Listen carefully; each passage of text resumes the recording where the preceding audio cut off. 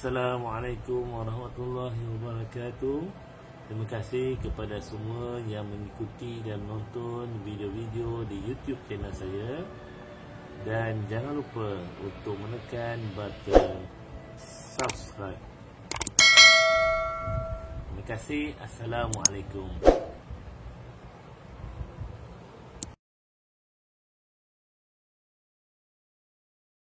Assalamualaikum warahmatullahi wabarakatuh. Bertemu kita untuk kelas pembelajaran Maya tahun 3 Pendidikan Islam, dan pada hari ini kita akan mempelajari topik di bawah tajuk Pendidikan Islam tahun 3 bermula daripada bahagian yang pertama Al-Quran.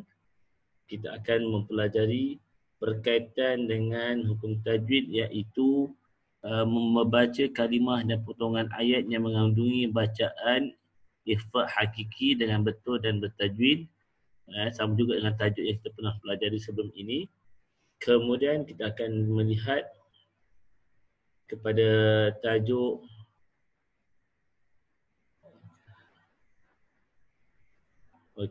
kemudian pada tajuk yang seterusnya, bahagian yang berikut ni pula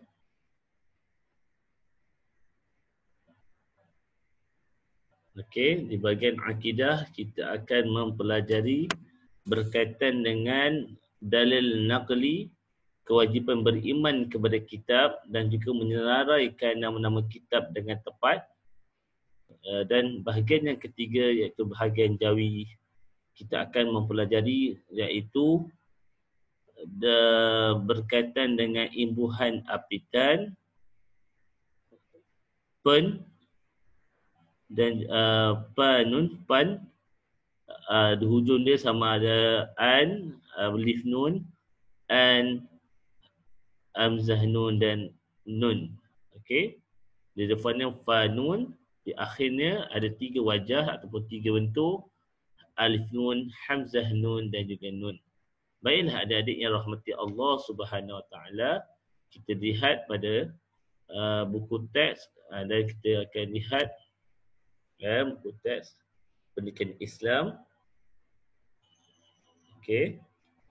Adik-adik lihat, kita akan mempelajari pada topik yang pertama berkaitan dengan bacaan ikhfa, dan ini kita telah mempelajari pada minggu lepas berkaitan dengan bacaan ikhfa hakiki. Bacaan ikhfa hakiki. Baiklah adik-adik rahmat Allah Subhanahu Wa Taala, kita dah jumpa muka surat 34. Kita akan baca sama-sama. Sebelum tu suka untuk Ustaz tunjuk kepada adik-adik sedikit info cara bacaan. Cara bacaan ikhfa hakiki. Cuba adik-adik lihat di bawah ini. Cara bacaan ikhfa hakiki menyebut nun sakinah dan tanwin dengan cara bacaan antara izhar dengan idgham. Cara bacaan ikhfa hakiki adalah dengan menyebut nun sakinah atau tanwin dengan cara bacaan antara izhar iaitu terang dan nyata, dan dengan idgham iaitu dengan dengung. Ikhfa ni di tengah-tengah adik-adik. Kita lihat bacaan dia, contoh bacaan. Bismillahirrahmanirrahim. Lihat yang pertama yang di atas ini.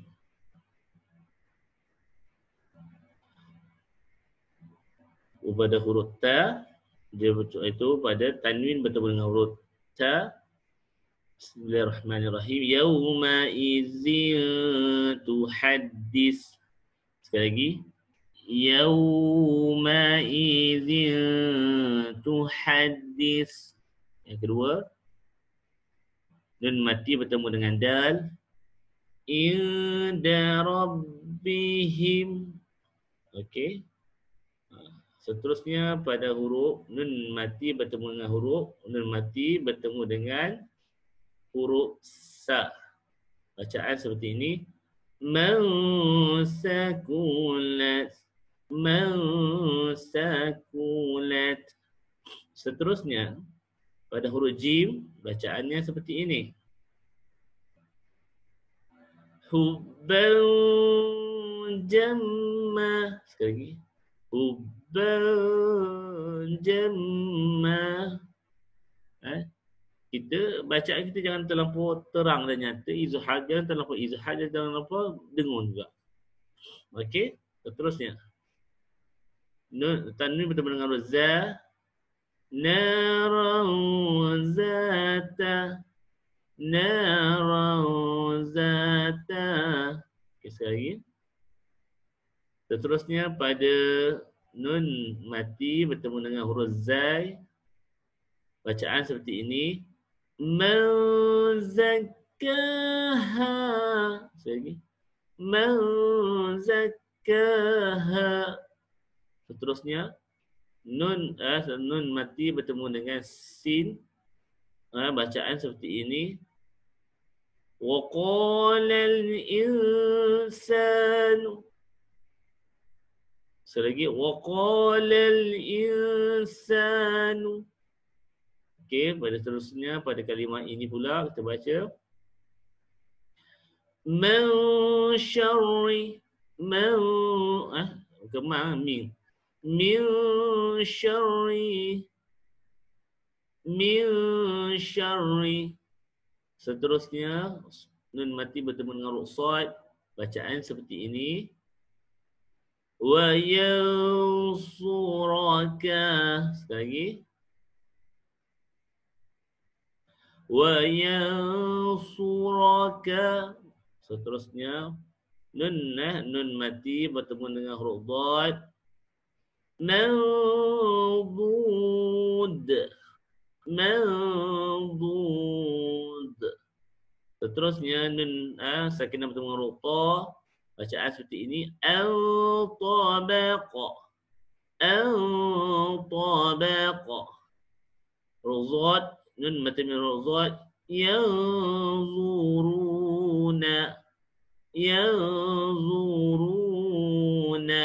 Seterusnya pada yang terakhir, baris yang terakhir, tanwin bertemu dengan huruf fa.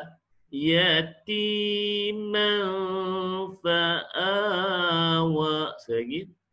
Yatiman fa'awa. Seterusnya tanwin bertemu dengan huruf qaf. Bacaan seperti ini. Kutubu qayyimah. Kutubu qayyimah. Dan yang terakhir nun sakinah bertemu dengan huruf kaf. Bacaannya seperti ini adik-adik. In kana. Sekali lagi. In kana. Okey. Baiklah adik-adik yang rahmati Allah Subhanahu Wa Taala. Kita dah selesai untuk bahagian Al-Quran. Kini kita masuk bahagian yang kedua iaitu Akidah. Mari kita buka bahagian Akidah. Baiklah adik-adik, kita sambung semula untuk bahagian yang kedua iaitu bahagian Akidah. Boleh buka muka surat dalam buku teks iaitu muka surat 72. Ustaz akan terus kepada bacaan dalil nakli, iaitu kewajipan beriman kepada kitab Allah, dalil nakli, dan ini adalah bacaan dia. Okey. Kita baca sama-sama. A'udzubillahi minasyaitonirrajim. Ya ayyuhallazina amanu aminu billahi wa rasulih والكتاب الذي نزل على رسوله والكتاب الذي أنزل من قبل.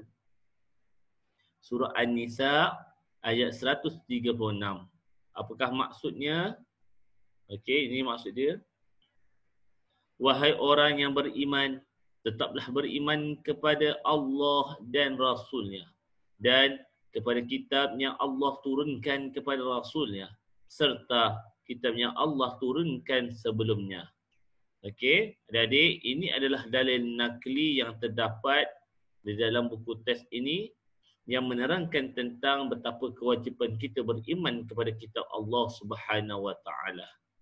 Baiklah adik-adik, sedikit lagi bingkisan yang Ustaz ingin kongsikan adalah kita wajib beriman dengan kitab yang telah diturunkan Allah kepada para nabi dan rasul dengan meyakini kebenaran isi kandungannya. Baiklah adik-adik, kita tahu bahawa Allah SWT telah turunkan 4 kitab utama, iaitu yang kita akan sebut selepas ini. Okey. Adik-adik yang rahmati Allah Subhanahu Wa Taala. Okey, hari ini kita nak belajar apakah nama-nama kitab yang kita perlu ketahui. Yang patutnya kita wajib beriman kepada kitab-kitab Allah Subhanahu Wa Taala. Kitab Allah di sepanjang zaman. Adik-adik, kitab Allah yang bermaksud kalam Allah yang diwahyukan kepada para nabi dan rasul. Dan rasul. Okey. Kitab ini mengandungi syariat dan petunjuk memimpin manusia ke jalan yang benar dan diridai oleh Allah Subhanahu Wa Taala. Okey. Kalau ingat, poin yang pertama, kitab Allah itu bermaksud kalam Allah yang diwahyukan kepada nabi dan rasul. Nabi ada, rasul pun ada. Yang di mana kandungan di dalam setiap kitab Allah itu mengandungi syariat, petunjuk, memimpin manusia ke jalan yang benar dan radhi Allah Subhanahu Wa Taala. Adik-adik di rumah, benda ini yang Ustaz ingin highlightkan, adik-adik wajib untuk hafal. Okey, yang pertama kita Zabur kepada Nabi Daud alaihissalam. Yang kedua kita Taurat. Yang kedua kita Taurat kepada Nabi Musa alaihissalam. Yang ketiga kita Injil kepada Nabi Isa, dan yang terakhir kita Al-Quran kepada Nabi Muhammad sallallahu alaihi wasallam. Di antara 4 kitab ini ya, adik-adik, terdapat hanya kitab Al-Quran saja yang masih terpelihara dan akan kekal sehingga hari akhirat kelak. Okey, baiklah adik-adik yang rahmati Allah Subhanahu Wa Taala, itu adalah nama-nama kitab Allah. Nama-nama kitab Allah yang wajib kita ketahui. Hadirin dan hadirat sekalian, maka kita akan meneruskan pembelajaran secara maya. Secara ringkas, kita akan terus kepada bahagian yang ketiga, iaitu jawi imbuhan apitan. Marilah kita buka kepada bahagian jawi. Okey, baiklah kita sambung bahagian yang ketiga, iaitu bahagian jawi. Marilah kita lihat dalam buku teks pada tajuk yang sama lagi. Okey. Imbuhan pada hari ini kita nak belajar imbuhan pan dan juga belakangnya hamzah nun. Fa nun dan hamzah nun.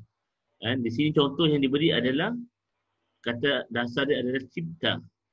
Maka kita gabungkan imbuhan apitan pan dan an, maka jadi penciptaan. Penciptaan. Baiklah adik-adik, di sini contoh yang dibagikan satu saja. Tetapi imbuhan pan dan an ini boleh ditunjukkan pada 3 bentuk yang berbeza. Yang pertama hamzah nun, seperti yang contoh diberikan dalam buku teks. Yang kedua alif nun, dan yang ketiga nun. Dan ketiga-tiga ini membawa kepada imbuhan pan dan an. Baiklah, Ustaz tunjukkan dalam PowerPoint Ustaz. Okey. Adik-adik boleh lihat pada skrin.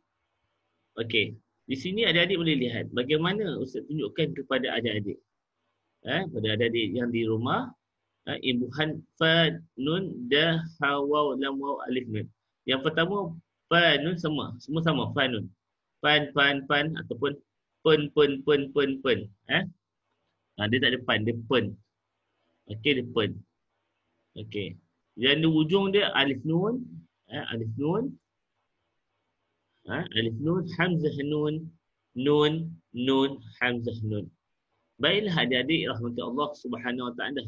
Bagaimana kita nak mengetahui perbezaan? Kenapa untuk kata dasar ini kita tambahkan alif nun? Kenapa kata dasar ini kita tak hamzah nun? Okey. Kalau kita lihat, kita perlu lihat kepada perkataan asal.